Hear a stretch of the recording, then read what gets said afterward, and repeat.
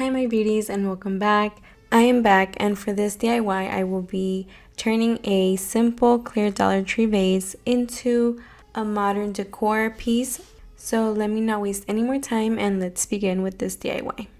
Alright, so starting off with this project, you will need a clear vase from Dollar Tree of this kind and some spackle. This is the one I am using. I also picked up some pebbles from Dollar Tree. They have the small size and they have the big size. I went with the small size. And so what I proceeded to do was apply the spackle first, going in with a thick layer, and I did apply it in sections. So I coated it with spackle first and then applied some pebbles. So as you will see, I just continue to apply the spackle and then the pebbles and just press down on them, making sure that they were on there. And I did continue this on the bottom of the bowl.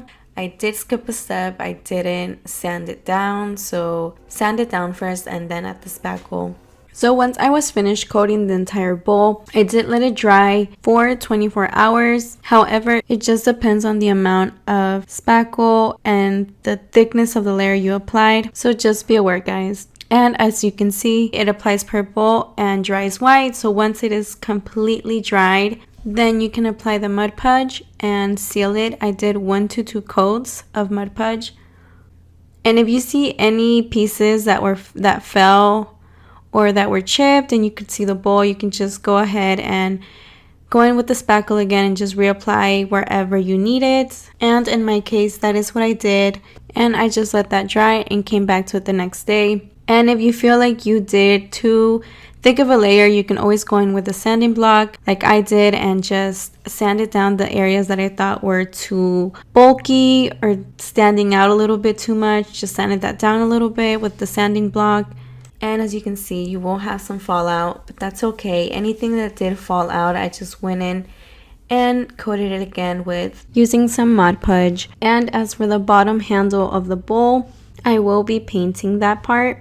And once that was dried, I did go ahead and paint the inside. I can't remember what color I ended up using, but it looks more like a mocha. And that one you can get at Walmart. It's called Mocha Light, I believe.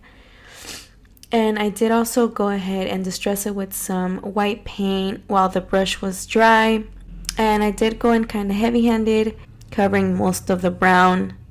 I also brought it outside of the vase and painted the outside, just adding some pop of color, bringing it all the way down to the bottom. And I was just going back and forth, playing with the colors, seeing what I liked most.